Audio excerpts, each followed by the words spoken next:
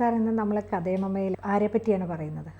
കഥയമ്മയിൽ ഇന്നലെ നമ്മൾ രമണ മഹർഷിയുടെ മരണാനുഭവം പറഞ്ഞിരുന്നു. അപ്പോൾ കുറേ നാളായി ഈ ആത്മീയ പാതയിലുള്ളവരെ പറ്റിയൊക്കെ സംസാരിച്ചിട്ട്. ഈ എന്താ പറയുക, ആഗോളമായിട്ട് യുദ്ധത്തിൻ്റെയൊക്കെ കാലഘട്ടമൊക്കെ ആയതുകൊണ്ട് അത്തരം കാര്യങ്ങളൊക്കെ ഇടയ്ക്ക് പറഞ്ഞുകൊണ്ടിരുന്നു. ഇന്നിപ്പോൾ വിദ്യാരണ്യ സ്വാമികളെ പറ്റിയിട്ടാണ് പറയുന്നത്. വിദ്യാരണ്യ സ്വാമികൾ വിജയനഗര സാമ്രാജ്യത്തിൻ്റെ ഗുരുവായിരുന്ന സന്യാസിയാണ്. ഈ ഡൽഹിയിൽ മുഗൾ രാജവംശം 1600 കൊല്ലത്തോളം ഭരിച്ചിരുന്നല്ലോ നമ്മളെ.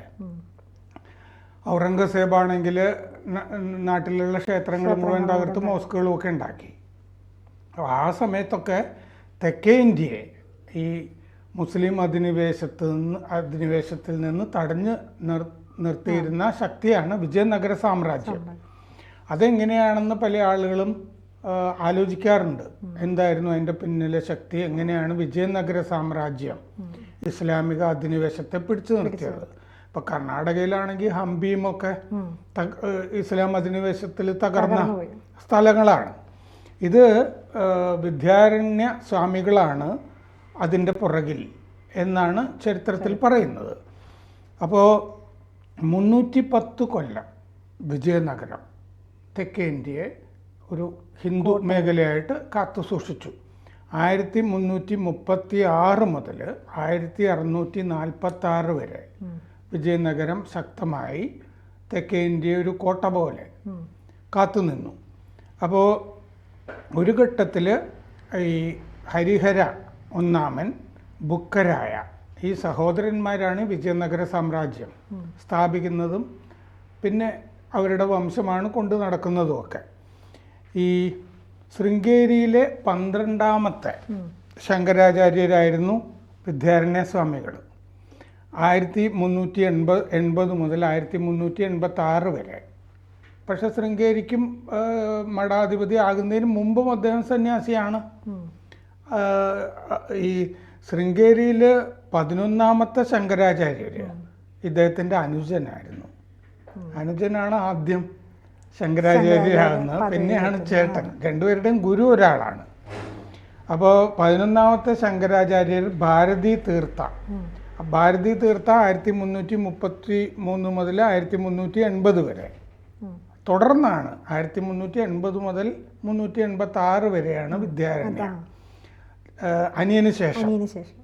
അപ്പോൾ വാറങ്കലിൽ നിന്നുള്ള ആളാണ് വിദ്യാരണ്യ. ഇപ്പോൾ ആന്ധ്ര ഭാഗത്തൊക്കെ ഉള്ള 1331 ഇദ്ദേഹം എന്ന് പറഞ്ഞാൽ ഈ ശൃംഗേരി ശങ്കരാചാര്യരൊക്കെ ആകുന്നതിന് 19 കൊല്ലം മുമ്പേ സന്യാസിയായതാണ്. 1331 സന്യാസിയായി, ദീക്ഷയൊക്കെ സ്വീകരിച്ചു. വിദ്യാതീർത്ഥയിൽ നിന്നാണ് ഇത് സ്വീകരിച്ചത്. അദ്ദേഹം 10ാമത്തെ ശങ്കരാചാര്യരായിരുന്നു. 2 സഹോദരന്മാർക്കും നേരത്തെ പറഞ്ഞ പോലെ ഗുരു വിദ്യാതീർത്ഥ തന്നെ. ഇളയാൾ ആദ്യം ശങ്കരാചാര്യരായി. ഇദ്ദേഹം ഈ വിദ്യാരണ്യ ശരിക്കും ആരാണെന്നൊക്കെ പറഞ്ഞിട്ട് ചരിത്രത്തിൽ കുറച്ച് തർക്കങ്ങളൊക്കെ ഉണ്ട്. ഈ സായണൻ്റെ സഹോദരൻ മാധവാചാര്യരെ തന്നെയാണ് വിദ്യാരണ്യ എന്ന് പറയുന്നത് എന്നൊരു വിഭാഗം പണ്ഡിതന്മാർ പറയുന്നുണ്ട്. അത് ഈ ഹരിഹര ഒന്നാമൻ, ബുക്കരായ എന്നിവർ ഇങ്ങനെ മന്ത്രിമാരായിരുന്ന കാലത്ത് തന്നെ അദ്ദേഹം ഗുരുവായിരുന്നു എന്നുമൊക്കെ പറയുന്നുണ്ട്. പക്ഷേ ഈ നമ്മൾ അറിഞ്ഞു വരുന്ന പൈതൃകം പാരമ്പര്യമുണ്ടല്ലോ, അത് ഈ മാധവാചാര്യർ തന്നെയാണ് വിദ്യാരണ്യ എന്നുള്ളത് അംഗീകരിക്കുന്നില്ല. രണ്ടും രണ്ടാളുകളായിട്ടാണ് കാണുന്നത്. അതെന്താന്ന് വെച്ച് കഴിഞ്ഞാൽ ഈ മാധവാചാര്യർ എന്ന് പറഞ്ഞ് വേറെ ഒരാളും അദ്ദേഹം ചെയ്ത കാര്യങ്ങളൊക്കെ വേറെ ഉണ്ട്. വിദ്യാരണ്യ എന്ന് പറഞ്ഞ ആളുടെ കഥകൾ വേറെ ഉണ്ട്. അതാണ് നമ്മളിനി പറയാൻ പോകുന്നത്. അത് മാധവാചാര്യയായിട്ട് ബന്ധപ്പെട്ട കാര്യങ്ങളല്ല. ഈ ശൃംഗേരിക്ക് തന്നെ ഒരു ട്രഡീഷൻ ഉണ്ടല്ലോ. ഓരോ കാലത്ത് മറ്റേ കാഞ്ചീപുരത്തും ട്രഡീഷൻ ഉണ്ട്. ഓരോ കാലത്തും ആരൊക്കെയായിരുന്നു ശങ്കരാചാര്യന്മാരായിരുന്നത്, അവരുടെ ചരിത്രം എന്താണെന്നൊക്കെ ഒരു ട്രഡീഷൻ ഉണ്ട്.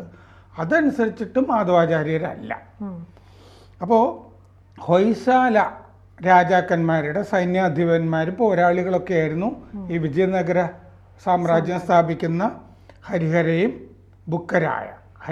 ബുക്കരായ സഹോദരന്മാർ. അപ്പോൾ അല്ലെങ്കിൽ വാറങ്കലിലെ കാകതീയ രാജാവിൻ്റെ സേനാധിപന്മാരായിരുന്നു അവർ. വാറങ്കലിലെ കാകതീയ രാജാക്കന്മാരുടെ സേനാധിപന്മാരായിരുന്നു ഈ വിജയനഗര സാമ്രാജ്യം കെട്ടിപ്പടുക്കുന്നത്. ആ രണ്ട് സഹോദരന്മാർ. ഇതിലുള്ളത് മുഹമ്മദ് ബിൻ തുഗ്ലക്ക്. തെക്കേ ഇന്ത്യ മുഗൾ രാജാക്കന്മാരുടെ കൂടി ആക്കണമല്ലോ. ഇപ്പോൾ ലോകം മുഴുവൻ ഇസ്ലാമിക രാജ്യം വരണ്ടേ അല്ലേ? അങ്ങനെ വേണമെന്നല്ലേ? അതല്ലേ ജിഹാദ് എന്ന് പറയുന്നത്. അത് പണ്ടും അങ്ങനെ തന്നെയാണ്. അപ്പോൾ ഇന്ത്യയിൽ എല്ലായിടത്തും മുഗൾ രാജ്യം വരണം, രാജ്യമാവണം, ഒറ്റ രാജ്യമായിരിക്കണം. അപ്പോൾ മുഹമ്മദ് ബിൻ തുഗ്ലക്ക് ആക്രമിക്കുന്നു തെക്കേ ഇന്ത്യ. അപ്പോൾ ഹരിഹര ബുക്കരായ എന്നിവരെ ആക്രമിച്ചിട്ട് ഇസ്ലാമിൽ ചേർത്തു എന്ന് പറയുന്ന ഒരു കൂട്ടം ആളുകളുണ്ട്. ഇതും ശരിയാകണമെന്നില്ല. പിടിച്ചുകൊണ്ടുപോയി ഹരിഹര ബുക്കരായ സഹോദരന്മാർ സൈന്യാധിപന്മാരെ, ആ കാകതീയരുടെ സേനാധിപന്മാരായിരുന്ന കാലത്ത് കൊണ്ടുപോയി പിടിച്ചിട്ട് ഇസ്ലാമിലാക്കി.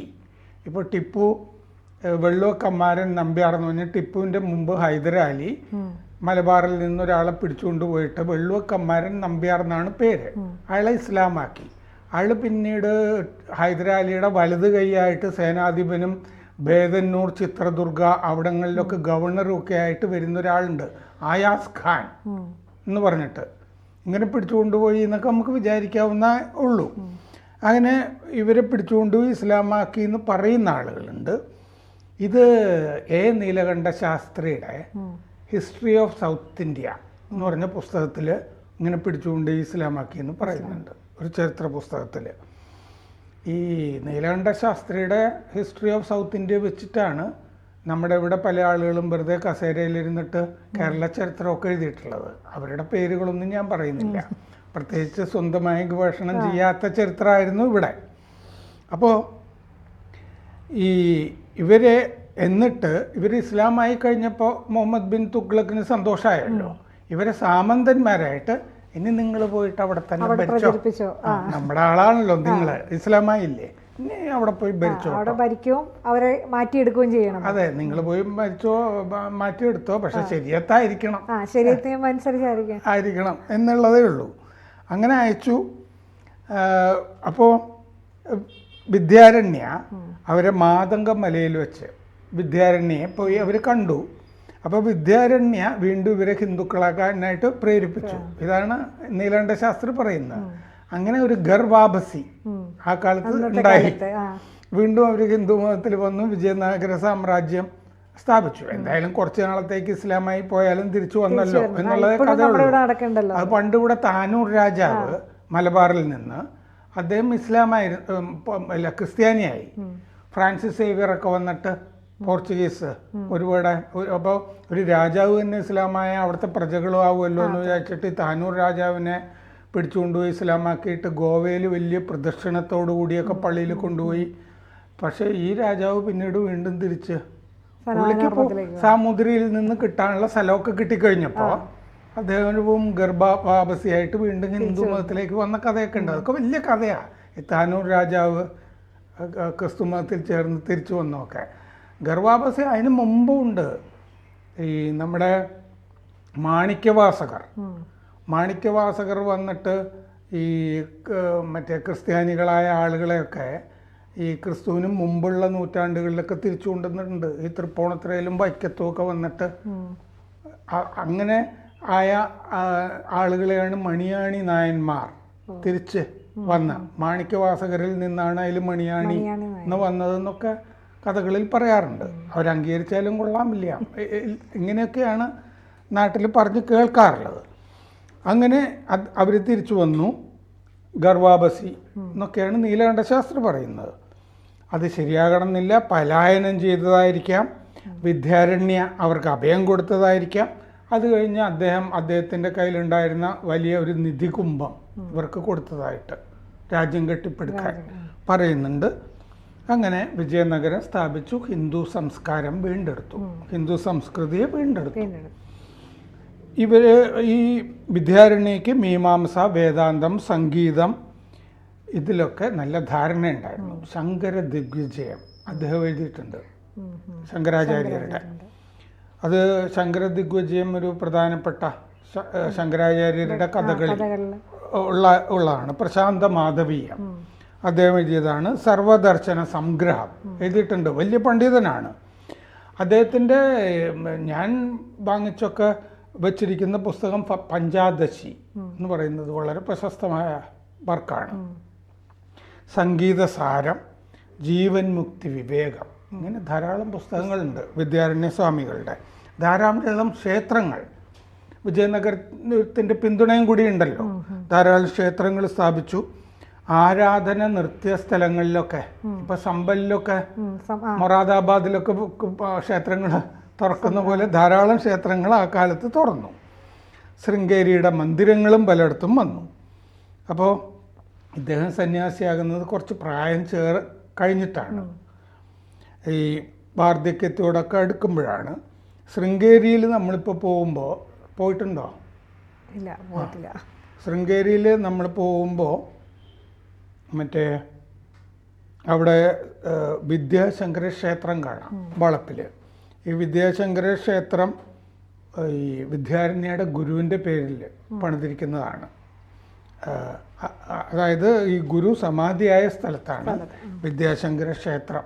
അവിടെ നമുക്ക് പുറത്ത് കാണാം പണിതിരിക്കുന്നത്.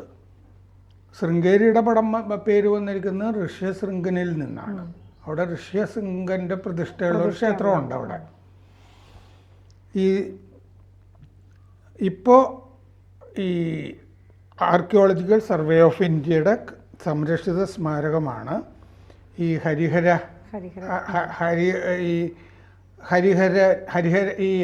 ബുക്കരായ സഹോദരന്മാരിൽ ഹരിഹരൻ പണിതാണ് ഈ വിദ്യാശങ്കര ക്ഷേത്രം. ആ കാലത്തെ ക്ഷേത്രമാണ് ആ ശൃംഗേരിയുടെ വളപ്പിലുള്ളത്. അപ്പോൾ Neelakanta Shastri history of South India, അതിലാണ് ഇവരെ പറ്റിയിട്ടുള്ള ചരിത്രം നമ്മൾ കൂടുതലായിട്ട് വായിക്കുന്നത്. ഇവർ കാമ്പിള്ളി രാജാവിന് സേവനം ചെയ്തിരുന്നതായിട്ട് പറയുന്നുണ്ട്. കാമ്പിള്ളി എന്ന് പറഞ്ഞ സ്ഥലം ഈ മുഗൾ രാജവംശം മുസ്ലിങ്ങൾ പിടിച്ചു. അത് ഡൽഹിയിൽ ഇസ്ലാമിക ഭരണം വരുന്ന കാലത്താണ്. അത് കഴിഞ്ഞ് ഇവർ ഇസ്ലാമിൽ ചേർന്നിട്ട് കാമ്പിളിയിലേക്ക് മടക്കി അയക്കുകയായിരുന്നു എന്നാണ് നീലകണ്ഠ ശാസ്ത്രി പറയുന്നത്. അപ്പോൾ വിദ്യാരണ്യെ കാണുകയും ഹിന്ദു മതത്തിലേക്ക് തിരിച്ചു വരികയും ചെയ്യുന്നു എന്നാണ് നീലകണ്ഠ ശാസ്ത്രി. വലിയ പണ്ഡിതനാണ്, ചരിത്രകാരനാണ് പറയുന്നത്. അപ്പോൾ മുസ്ലിം ചരിത്രത്തിൽ ആ കാലത്ത് ഇവർക്ക് മറ്റേ തുഗ്ലക്ക് കൊടുത്ത പേരുകൾ ഈ ഹരിയൊക്കെ വെച്ചിട്ട് തന്നെ ഹരിപ്പ് എന്നും ഹരിയാബ് എന്നുമായിരുന്നു എന്നും മുസ്ലിം ചരിത്രത്തിൽ രണ്ട് പേരുകൾ ഇങ്ങനെയും പറയുന്നുണ്ട്. എന്തോ ഒരു സംഗതി ഇതിൻ്റെ അകത്ത് കാണും. ഇതാണ് ഈ നമ്മളെ ഒരു കോട്ട പോലെ സംരക്ഷിച്ച ഒരു വിജയനഗരത്തിൻ്റെയും അതിൻ്റെ ഗുരുവിൻ്റെയും ചരിത്രം ഇതാണ്. കൂടുതൽ വാർത്തകളും വിശേഷങ്ങളും നിങ്ങളിലേക്ക് എത്താൻ ABC മലയാളം സബ്സ്ക്രൈബ് ചെയ്യുക, ബെൽ ബട്ടണും അമർത്തുക.